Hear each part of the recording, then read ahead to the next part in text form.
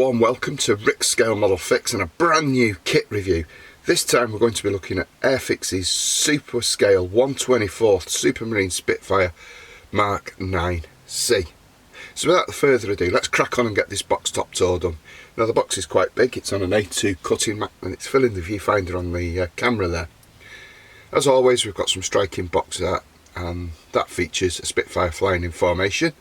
And for those that pre-ordered this kit or even bought it off the Airfix website, Airfix gave a little bonus in the fact that the kit turned up with a print of that box art that wouldn't look out of place on a frame on the workshop wall.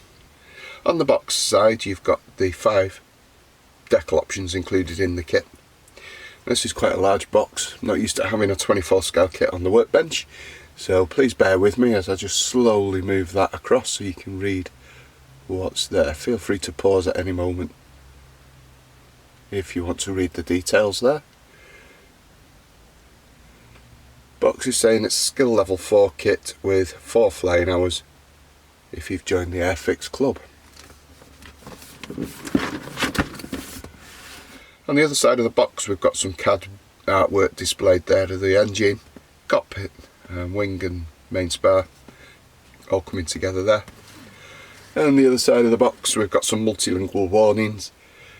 The Unit and Jack proudly proclaiming that this kit was manufactured here in the UK and that we've got cartograph decals included. Lifting the lid reveals first of all the size of the model. Put my hands into there for a sense of scale, and also that Airfix have packaged this kit quite nicely. So while the wing lower section is in one piece, it's not bagged, but it has got some brown paper there just protecting it from the contents underneath. And then we have the main spar and the upper wings, again not in plastic bags but sandwiched between those brown paper sheets.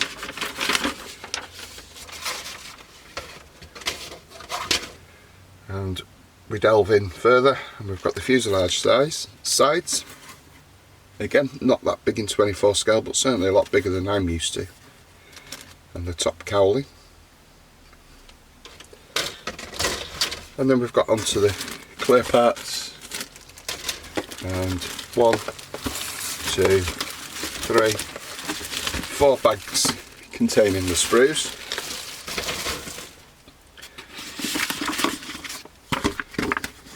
Colour call outs for the markings. And rather enormous decal sheet. So the instruction booklet is A4 size and 44 pages in total. It's got a brief history of the scheme and some technical details there on the front, repeated in different languages on the inside, and assembly instructions and warnings. So we have icons for the instructions as well, so if you've not built an Airfix kit before or you're not familiar with what the symbols and icons mean, please refer back to this and just familiarise yourself with what they mean prior to the build. And also we've got colour callouts there which are all cross-referenced to the Humbrol range, but should be easy enough to find in your favourite preferred paint brand. Turning the page, and construction begins on page 4, and it does comprehensively include a lot of decals for the cockpit, and they're all called out on the inside of page 4 there. So we've got all these decals for the instrumentation, some data placards all throughout the airframe, and it does say see step 44 page 11, see step for the required build stage, so just don't forget that that's there. So assembly begins with the seat. Now this is 24th scale, so we would expect a considerable amount of detail in this kit, and the seat is portrayed in multiple parts coming together over 5-6 assembly sequences. It does include plastic injection moulded seat belts.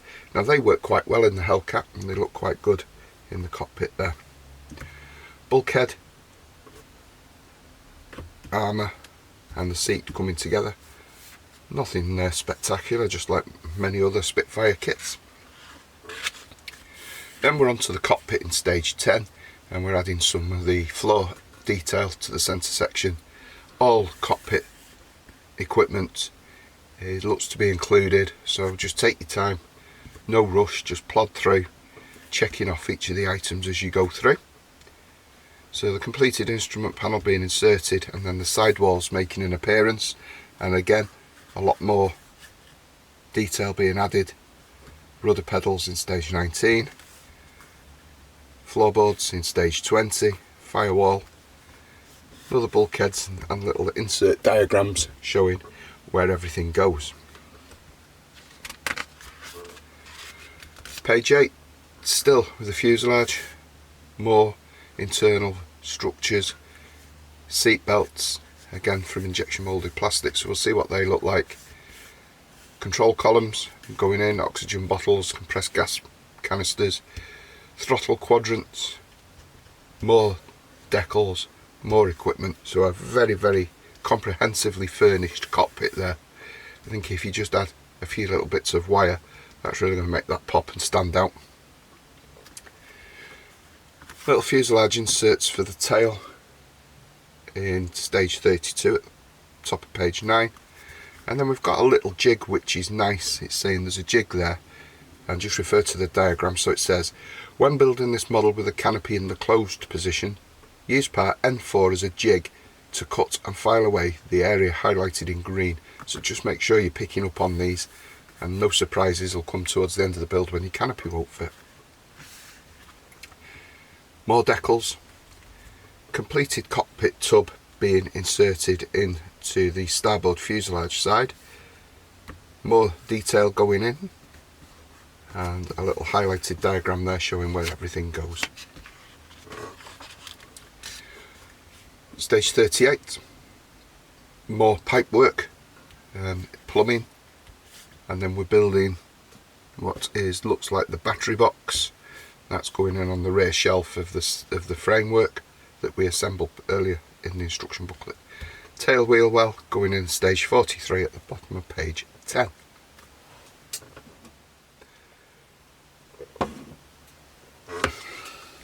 Stage 44 commences with the statement that there's 3 build options for the door shown in this step. And it says, when building this model with the door in the open position, fit the door assembly towards the end of the build in stage 238 on page 43. Nice little tip for modelers there. Detail within that door is nice, so we've got some options there, and then the door being fitted in place. Engine firewall, details coming in, making appearance in stage 45 with the fuselage halves coming together, and that little insert being added in step 47.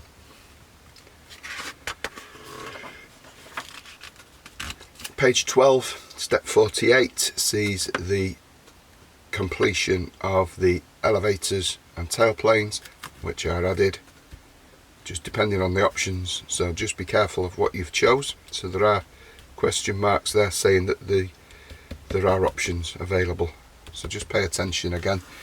Have a read through the instruction book before your build commences, and having a look at your decal options and making sure that you follow your build through.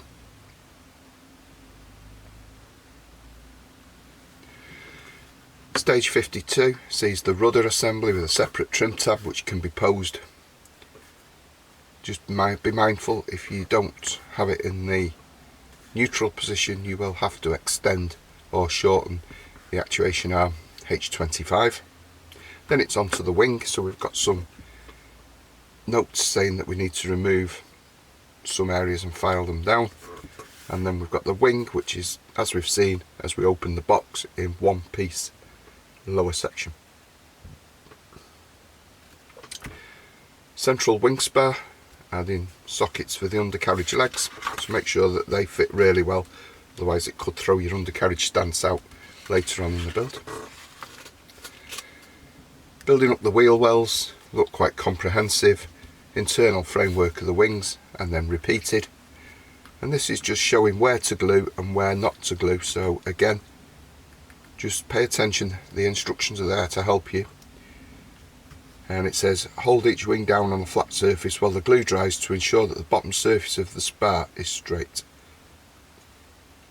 So I think in my chat with Chris, the designer at Scale Model World, when I asked him what he recommended, you know, or included anything for the modeler, he hinted that we follow the instructions. More internals, ammunition trays,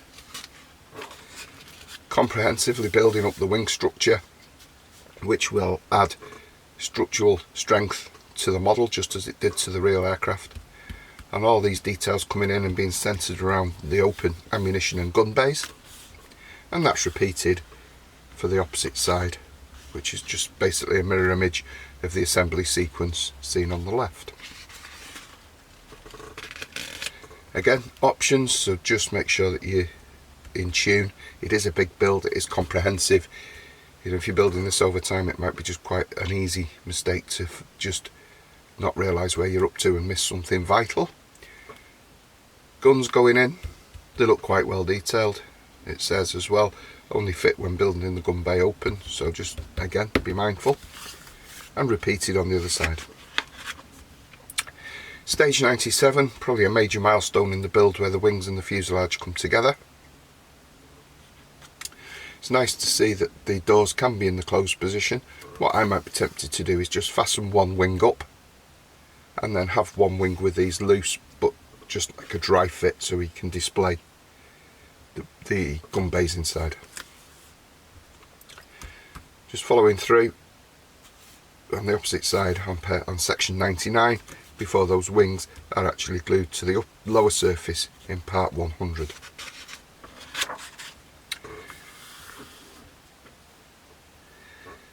Stage 22, and we're on to oil coolers and radiators. Everything's helpfully labelled for the modeler. Standard for Spitfires, just building those up. Adding some plumbing into the recess for those radiator bays. And the wing tips going on, depending on whether you have the clip wing or the standard wing tips. Then we've got a note at the top of page 24. It says, when building this model with all the cowling covers attached, there is no need to build a whole engine. It says follow steps 115 to 135 on pages 24 to 26 and miss out steps 136 to 198 on page 27 to 36, then carry on from step 199 on page 36. When building this model showing the engine detail and options of fitting the engine cowlings, miss out steps 115 to 135. So we get the gist that you need to decide quite early on in this build whether you want to have the engine panels removed or not. It doesn't look like there's a choice to have the engine completely built and then fit the covers in place. So if something doesn't fit at the end, it could be that you've possibly missed something there. So again, the watchword with this one is pay attention. There's a lot of information in the instruction book. So the engine commences its assembly at stage 115. It looks to be very, very well detailed. Probably a bit of plumbing required, and that carries on right the way through until the bottom of page 25, and then of course we're going to have the different options for what fit we want with the aircraft. So you've got the cowlings being glued to the engine bearers and everything coming together if you've got no engine fitted. So it just looks like you build the bottom of the engine if you want the cowling in the closed position, and that is actually reflected there at part 136. So we start with the cylinder heads. So yeah, you've only got the bottom of the engine in if you want the cowling closed.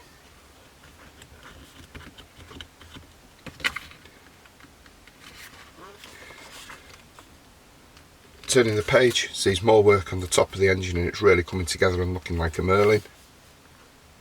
A lot more detail around the supercharger. All nicely coming together. It's going to be a shame if you want to close that up, but the option is there. That's quite comprehensively detailed. And as we heard again from Chris at Scale Model World, there's a lot of attention went into getting the right mark of Merlin to fit in the model. Work still continues with the firewall and bulkhead, various bits of plumbing and the engine bearers. That being added to the front of the model, the engine coming in, and some more bits and pieces being added right the way through until we get to page 34, where we see the framework being added to the side which holds on the cowlings at the side of the engine, wing root fillets going in. Still working on bits and pieces on the underside, so we've got the air intakes, and we've got different type of filters there, so again pay attention to which one you're building. Finally, cowlings going in place, showing how everything should line up. And finally, the exhaust stacks going onto the outlet manifolds at the side of the fuselage there. 203 sees the tension turn back to the wings, and we're looking at the flaps, which can be posed up or down.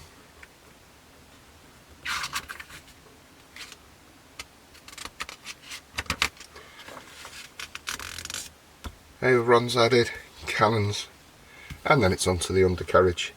So again, we've got information given to us at the start of each assembly sequence about whether you want the model on the ground or in flight, and which path to take through the instruction booklet. Undercarriage looks to be quite comprehensively detailed, as we'd expect for the scale, all coming together quite nicely there. It's going to be interesting to see just what the fit is like around these undercarriage parts, and there are little plastic inserts once we've inserted the undercarriage, so hopefully it's going to be a nice strong union and the model's not going to collapse over time. Tail wheel added, reflector gun sight being added to the cockpit, and some aerials, lamps and lenses, canopies coming on, and then there's a little note here on step 238 basically saying it's not possible to make the true bulge shape of the Spitfire canopy without having a centre seam through the clear parts. It should be possible to polish out the seam line, but if preferred we've included an alternative canopy which has less bulge but no seam line. So if you want slightly inaccurate or compromise and you're not feeling comfortable working with those clear parts, then you've got an option there. Canopy can be posed closed, open but with the door closed, or open with the door open. You're going to have done all that work in the cockpit, you're not going to want to close that door. And finally, on page 44, the model comes to a conclusion with the addition of the propeller blades. Wow, that is certainly a build. There's a lot of detail in that kit, as you'd expect for the scale. Airfix's instructions are really good. I mean, they point out just virtually everything, so if something doesn't fit or something doesn't look right, then just refer back to those instruction books. It may be that you've missed something, but as always, the proof of the kit is in the building, and we'll see how that goes. Now, there's a number of schemes in the kit, but this is ML214, and it's from 126 Squadron, Royal Air Force, Harrowby, Devon, July 44, with options for June and December 44. So that's in ocean grey, dark green over medium sea grey, with the inclusion of invasion stripes. Pretty standard Spitfire camouflage. There's a French Mark 9 from France in early 1945, again in that standard RAF colour scheme of ocean grey, dark green over medium sea grey. Nice little template there to do the oversized roundels where the British roundels have been removed and the French ones added, and that's a very colourful scheme, a bit unusual. On the rear of this one you have the stencil data. Fortunately there's not that much of it, and in all fairness, in 24th scale might be prepared to actually paint all but the smallest, the stencil data, and just do the walkways and everything with mask and paint. Another different camouflage pattern and scheme in Scheme D, which is for United States Army Air Force, and we have that with matte stone, dark earth and middle blue or azure blue, a little bit different. And then on the reverse of that we have Scheme C, which is Johnny Johnson's, which I believe Airfix included at the last minute, and again that's in the standard RAF camouflage scheme for the type. The decal sheet is large, as we may expect, perfectly printed. It's by Cartograph. Unless the scheme that you don't want to build is not included in the kit, then I would say there's no need to venture down the aftermarket route unless you really want to. And there we've got all the stencil data for the cockpit and the airframe there at the top, and then the individual national insignia and unique aircraft numbers. Introducing frame A, and this is just the fuselage halves. The surface detail on there is simply stunning.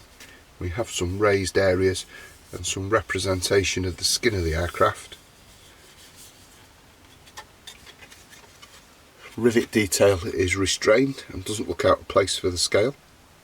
There's a few flow marks in the plastic, but they'll cover up with primer, I'm sure. And the parts are quite greasy, so they might be worth washing those. Internally, we've got some lovely fuselage detail, and it's interesting to note that the hatch here is marked for cutting, so perhaps we're going to see a PR at some time in the future.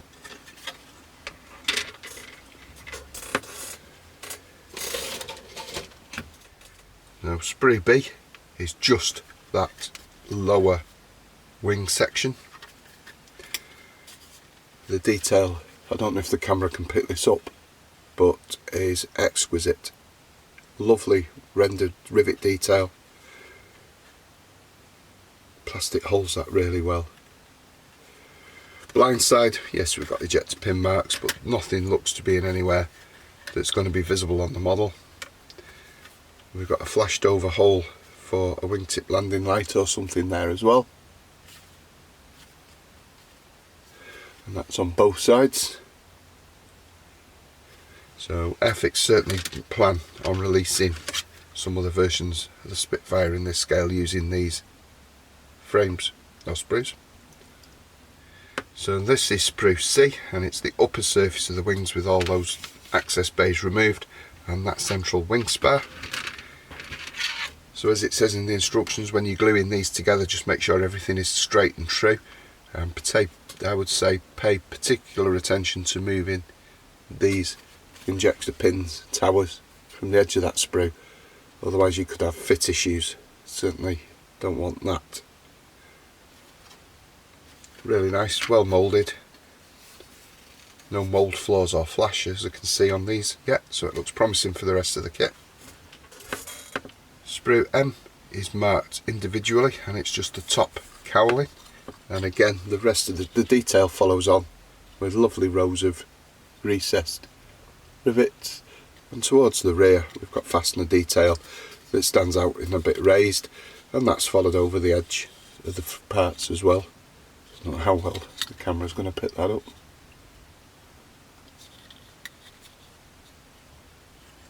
So Sprue X has got all the canopy glass and instrument panels on there, landing lights, etc. And there's those two canopies, and you'd be really hard pushed to tell the difference between the one that Airfix are saying hasn't got quite the large bulb versus the one that's got the correct shape.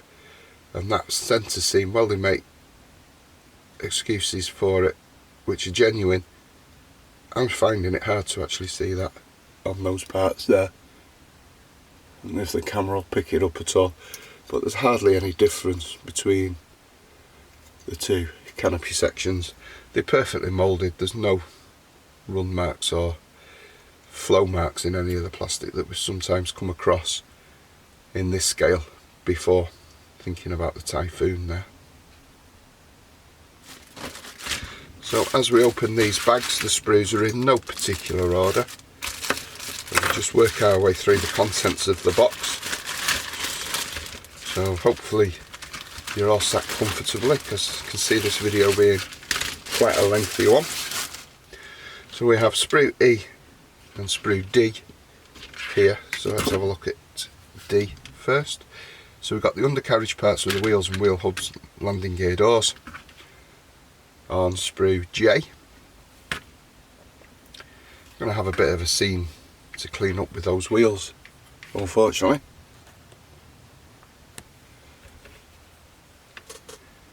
Inside of the landing gear doors, quite basic, but there are raised rivets there. Undercarriage legs look to be quite nice, and then we've got cannon barrels made from 2 halves, so you're going to have some clean up there on this Sprue N with the radio mast, and there's that jig that we saw in the instruction book for cutting out your sill, canopy sill. Firewall detail looks to be really nice, and this is the rear insert panels for the fuselage sides. I've got some flashed over lightning holes there, really wanted to open those up. All in all, very, very nice. So you have just noticed there that you have got different spoke arrangements for the wheel hubs, or a solid covered centre section as well. So this is Sprue D. It's got a lot of the cockpit parts on, so all that framework, bulkheads, sidewalls, cockpit floor, firewalls, and then we've got things like the oxygen bottles, compressed gas bottles, rudder pedals, so it's all contained on one sprue. So hopefully as you're working through there, you're not chopping and changing sprues. And there's those seat belts that are moulded in plastic. Well, they're a little bit thick. They're probably going to work quite well painted up, weathered and given a wash. So we have 2 sprues in this kit. We have F and G in this bag, sorry. And we've got some of the wing internals, wheel wells, wing framework, cannon bays, and everything's just looking as the rest of the kit. I've not noticed any short shots yet. It is just a quick look. Not noticed any other flaws or anything. So hopefully the quality control has improved with it being manufactured in the UK. But all in all, very nice, and a kit that I can't wait to get on the bench, to be honest. Sprue G has those flying surfaces, so we've got the ailerons, wing tips made from 2 halves, different blisters there for the different wing arrangements. All very good. Detail some of the flaps, and it's and obviously we've got the identification for the parts to make sure you get these the right way up, and it's actually saying starboard and port on some of these as well, so really helping the modeller to get the best from the kit. So there really is a large amount of plastic in this kit, and to be honest, at the retail price Airfix are selling this, compared to something like the Italeri F35 or the Tamiya 48 scale jets, it's actually really good value for money. So on this sprue we've got the different tailplanes, elevators and rudder. Looks really nice, nothing to write home about, it's just fantastic. Carries on the theme through the rest of the kit, and it's just like any other Spitfire kit really, in all honesty, just bigger. Sprue K looks to deal with the engine, and this is going to be quite comprehensive by looking at it. It probably just needs things like ignition leads adding and things like that to make it truly stand out. But all in all, very, very nice, as the others are. Last but not least, and there's only one sprue in this bag,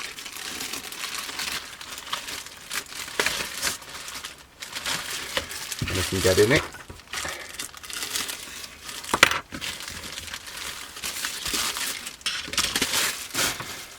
So we have the spinner prop blades and the different type of air filters for the chin, and the side panel work for the aircraft there as well.